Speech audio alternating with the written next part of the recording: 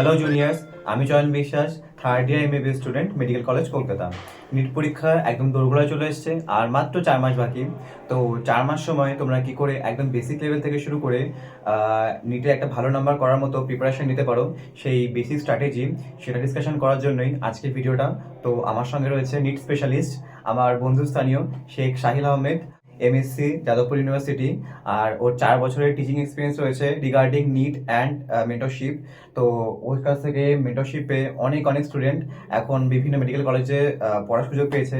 তো ওকে আজকে ডিসকাশনের জন্য নিয়ে এসছে এখানে। তো প্রথম প্রশ্ন এটাই করব যে যেহেতু হাতে আমাদের এখন মাত্র 4 মাস সময় আছে, তো যে সমস্ত স্টুডেন্টরা এখনো 150 থেকে 200 নাম্বার মক টেস্ট কিংবা গ্র্যান্ড টেস্ট ফেস্ট ওগুলোতে পেয়ে আসছে, তো সেখান থেকে নাম্বারটা বাড়িয়ে একটা নিট ইউজি ক্র্যাক করার মতো নাম্বার 600 থেকে 650 সেটা কি পাওয়া সম্ভব?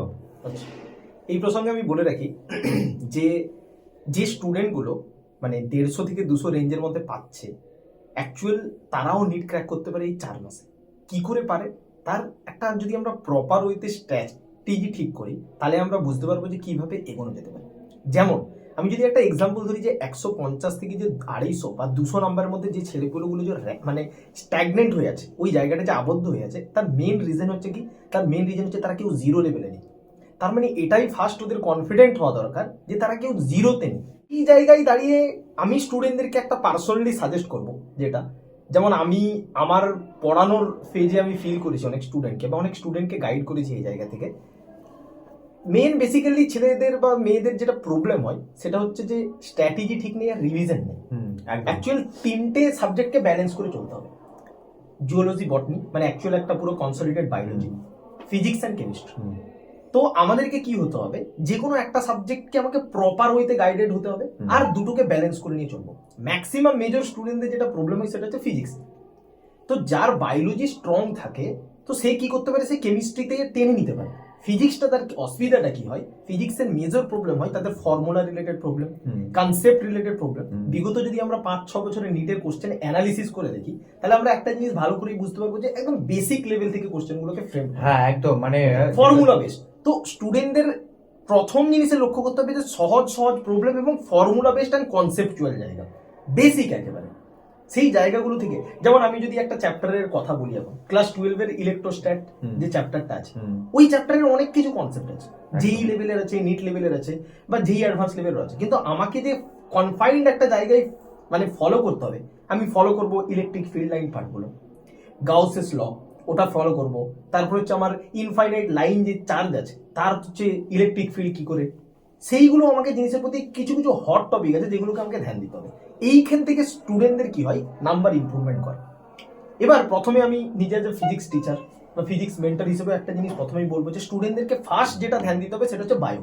একদম 360, ওই জায়গাটা মেজর, একদম হিউজ নাম্বার। ওই জায়গাটা যদি ও 330 অ্যাকোয়ার করতে পারে, আর ফিজিক্সে মিনিমাইল একটা যদি 100 থেকে 130-এর মধ্যে রেঞ্জে থাকে, কেমিস্ট্রিটাকে ওকে ভালো করে করে, তাহলে আমরা একটা গভর্নমেন্ট মেডিকেল কলেজ পাওয়ার এখন আশা করতে পারি। ফিজিক্সটা একটা বায়ো। এবার ব্যাপার হলো যে সব থেকে মেন জায়গা আমি যে স্টুডেন্টদের একটা জিনিস দেখেছি, ব্যালেন্স করে চলতে হবে। এই যে লাস্টের দিকগুলো, ম্যাক্সিমাম স্টুডেন্টের প্রবলেম কি হয়, ম্যাক্সিমাম স্টুডেন্ট প্রথমের দিক থেকে বায়োলজি স্টার্ট করে ফেলে, এবার শেষের দিকে যে ফিজিক্সটাকে প্যানিক সিচুয়েশনের মধ্যে ফেলে। তো ওর সব থেকে মেন রিজন হওয়া দরকার যে 3টেকে ব্যালেন্স করে চলবো। আমি যদি ডিসেম্বর এবং জানুয়ারিটাকেও ধরি, এখানে যদি আমি একটু কম বায়োলজিও পড়ি, কম ইন দ্য সেন্স অফ তো পুরো বায়োলজি থেকে আমি বেরিয়ে যেতে পারছি না। বায়োলজি থেকে বেরোনোর বলতে ধরুন আমি সারাদিন হয়তো 2.5 ঘন্টা বা হয়তো 3 ঘন্টা করে বায়োলজি পড়ছি, তার মানে আমাকে ফিজিক্সও ইকুয়াল টাইম দিতে হবে 3.5 ঘন্টার মতো। আর আমি যদি কেমিস্ট্রিটাকে 2.5 ঘন্টার মতো দিই, তার মানে কত হচ্ছে 3, 2, 5, আর এদিকে 3, অন এন অ্যাভারেজ 7 থেকে 8 ঘন্টা যদি কেউ পড়ে উইদাউট কোচিং বা কিছু ছাড়া, ঠিক আছে, তার প্রপার স্লিপ হয়ে বা তবুও সম্ভব। এবং কি করতে হবে, সাথে সাথে প্রিভিয়াস ইয়ারের কোশ্চেন অ্যানালিসিস, লেটেস্ট 10 বছরের যে প্রিভিয়াস ইয়ার এসেছে, সব থেকে মোস্ট অফ দ্য ইম্পর্টেন্ট জায়গা হচ্ছে পিওয়াইকিউ কর্নার। এটা যদি কোনো স্টুডেন্ট সিকোয়েন্স বুঝে যায়, তাহলে একদম প্রপার ওয়েতে নিট পাওয়া এখনো সম্ভব। কারণ যে কোনো এক্সামের জন্য 100 days is more sufficient than any other exam two crack, যে কোনো এক্সামের জন্য। তো আমি স্টুডেন্টদেরকে একটাই সাজেস্ট করবো, ফার্স্ট থিংস হচ্ছে বায়োলজির জন্য এনসিইআরটি রিডিং করো, কেমিস্ট্রির জন্য এনসিইআরটি রিডিং করো। ফিজিক্স এনসিইআরটি পড়ার কোনো দরকার নেই, ফিজিক্স যে কোনো টিচার আছে তাদের কাছ থেকে তোমরা মেন্টরশিপ নিচ্ছ, সেটা আছে। শর্ট নোটস তৈরি করা শুরু করো, ফর্মুলাগুলোকে দেখো, এবং ফিজিক্সের প্রথমেই প্র্যাকটিসের জন্য চলে যাও প্রিভিয়াস ইয়ারের লেটেস্ট 10 ইয়ার্সের কোশ্চেনটাকে অ্যানালিসিস করো, বারবার করে প্র্যাকটিস করো। ওই কোশ্চেনগুলোকে বারবার প্র্যাকটিস করতে থাকলে কি হবে, আমাদের একটা মাথার মধ্যে ভিজুয়ালাইজেশন চলে আসবে যে এটা এরকম। তো এটা করলেই ফিজিক্সের নাম্বারগুলো বাড়তে থাকে। এটাই বলবো স্টুডেন্টদেরকে, এখনো সময় আছে, এগিয়ে যাও, হবে, নিশ্চয়ই সম্ভব। সাহিল আমাকে প্রথম প্রশ্নটা খুব ভালোভাবে বুঝিয়ে দিয়েছে। নেক্সট প্রশ্ন আমার কাছে আছে, এই 4 মাসের মধ্যে কি করে আমরা এই হিউজ সিলেবাসটাকে খুব ইজিলি কভার করতে পারি, বারবার রিভিশন করতে পারি, আর যে টেস্টগুলো আমরা দেবো সেটা মক টেস্ট হোক বা গ্র্যান্ড টেস্ট হোক, সেটা চ্যাপ্টার ওয়াইজ হোক, সেগুলো কি করে আমরা প্রপারলি দিতে পারি। এখানে আবার একটাই বলার বিষয় হচ্ছে, প্রত্যেকটা স্টুডেন্টের কাছে তো টাইমটা অনেক ম্যাটার করে। একদম। কেউ হয়তো 1 বছর ধরে প্রিপারেশন করছে, 1.5 বছর ধরে প্রিপারেশন করছে, বা কেউ হয়তো এই 4 মাসের মধ্যে কি করে করতে পারে, তারও একটা সলিউশন আছে। আমাকে কি করতে হবে, তখন ছোট ছোট টার্গেটগুলোকে সিলেক্ট করা দরকার। ফার্স্ট থিংস হচ্ছে স্টুডেন্টদেরকে উইকলি টার্গেট করা দরকার। আর ফার্স্ট আমি বলবো যে 12টাকে বেশি করে ফলো করা এই কারণে দরকার, কারণ 12 ইজ দ্য কারেন্ট টপিক। যারাই হয়তো রানিং এ যে সমস্ত ছেলেপুলেরা 12 দিচ্ছে বা যারা রিপিটারও হয়ে গেছে, তাদের কি হবে, 12টা শেষ করতে বেশি সময় লাগে না। কারণ 12 এর ফিজিক্সের পার্টগুলো যদি দেখা যায় কমপ্লিকেটেড, মানে 11 একটু কমপ্লিকেটেড হয়, যেমন মেকানিক্স পার্ট আছে বা ওইগুলো একটু কমপ্লিকেটেড আছে। তো 12 এর যদি আমরা পাই, তাহলে সিওর শর্ট কিছু কিছু জায়গা পেতে পারি। যদি আমি বায়োলজি প্রসঙ্গে বলি, আমি যদিও বায়োলজির টিচার না, তুমি বায়োলজির ফ্যাকাল্টি, এটা বায়োলজির প্রসঙ্গে যদি আমি বলি, maximum major of the question আমরা লাস্ট ইয়ার সমস্ত স্টুডেন্টদের মুখ থেকে অ্যানালিসিস করে একটা জিনিস বুঝতে পারি যে পুরোপুরি পিওরলি এনসিইআরটি। তো এনসিইআরটিটাকে ফলো করা খুব ভালো করে দরকার। ফিজিক্সের ক্ষেত্রে আমি পার্সোনালি সাজেস্ট করবো যে কোনো স্টুডেন্ট যেন এনসিইআরটিকে ফলো সেরকম করে না করে। যদি পুরো সম্পূর্ণ হয়ে যাওয়ার হয়, পুরো ফিজিক্স কনসেপ্ট সবকিছু রিভাইজড হয়ে যায়, তাহলে এনসিইআরটিতে, কিন্তু ওর কাছে তখন সময় নেই। তাহলে ওকে কি করতে হবে, ওর রেসপেক্টিভ যে সমস্ত টিচারের কাছ থেকে পড়ছে, সেই সমস্ত টিচারের একটা কপি আছে, খাতা আছে, অত তো আমরা পরীক্ষার আগের দিন রিভিশন করে যেতে পারবো না। ওর উচিত হবে যেগুলো কোশ্চেন করাচ্ছে, theory revision is not important in physics and chemistry. Most of the case it is important the practice. আমরা প্র্যাকটিস করবো কোশ্চেনের থ্রুতে।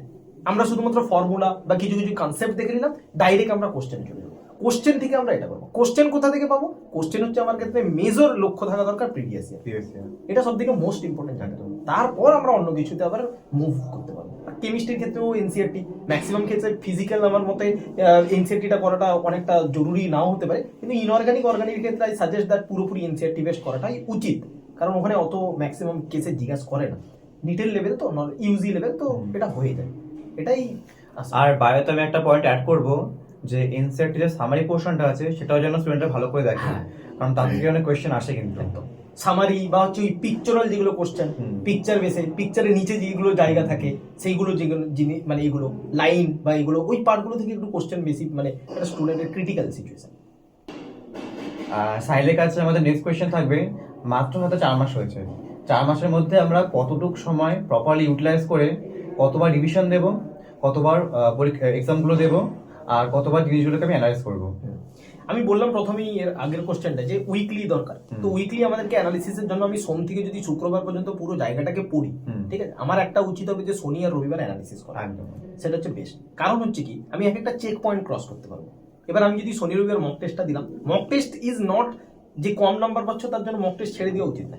মক টেস্টের সব থেকে বড় জায়গা হচ্ছে analysis. Analysis is more important. তাকে আমি পোস্টমর্টম করবো, প্রত্যেকটা জায়গা থেকে কি কি কোন কনসেপ্ট আমার অসুবিধা হচ্ছে। তো আমাকে উইকলি শিডিউল করতে হবে। আমি অ্যাটলিস্ট যেন প্রত্যেক মাসে, যেন অ্যাটলিস্ট উইকের এন্ডে, আমি শনিবার যদি টেস্ট দিই, তাহলে রবিবার যেন তার অ্যান্সার পুরো জায়গাটা আমার কোথায় উইকেরই আছে আমি দেখে নেব। প্রথমে আমি পার্ট টেস্ট দিয়ে শুরু করবো। আমার হওয়া দরকার যে অ্যাটলিস্ট 2 থেকে মানে 2-2.5 মাসের মধ্যে যেন আমার সিলেবাসটা কমপ্লিট হয়ে যায়।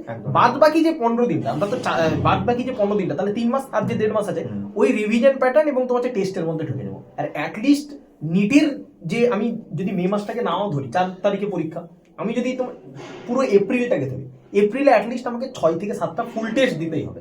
ফুল test is more important. And full test যেন পিওরলি এনসিইআরটি বেসড হয়, এনসিইআরটির বাইরে থেকে যেন নয়, বা আসুক এনসিইআরটির বাইরে থেকে, কিন্তু এনসিইআরটি ওরিয়েন্টেড সেটা দরকার। আর টেস্টগুলোর অ্যানালিসিস আমি তখন কি করবো, এপ্রিল মাসে প্রত্যেক সপ্তাহে 2টো করে টেস্ট দিতে পারবো। 2টো করে টেস্ট ইজ এনাফ। 3 দিন গ্যাপে এনাফ। যখন তোমার পুরো সিলেবাস কারেন্টলি 2.5 মাসে শেষ হচ্ছে, তখন তুমি 1 মাসে টেস্ট দিতেই পারো। এটা হচ্ছে ব্যাপার। এটাই আমার বলার উদ্দেশ্য। আর শাইলের সঙ্গে আমাদের লাস্ট কোয়েশ্চেনটা রয়েছে পেপার স্ট্র্যাটেজি। আমরা কি করে পরীক্ষার ওটুক সময়ের মধ্যে biology, physics, chemistry proper time schedule maintain করে সলভ করতে পারবো, যাতে আমাদের এফিশিয়েন্ট প্রোডাক্টটা বেরিয়ে আসতে পারে। পেপার স্ট্র্যাটেজি সম্পর্কে ডিফারেন্ট অনেকের মতামত আছে, কিন্তু অ্যাজ এ পার্সোনাল মানে আমি এজ এ মেন্টার হিসেবে যেটা বলবো সেটা হচ্ছে এটা পেপার স্ট্র্যাটেজি এটা হওয়া দরকার যে আমার কাছে মোর স্কোরিং পার্টগুলোকে ফার্স্টে করা দরকার।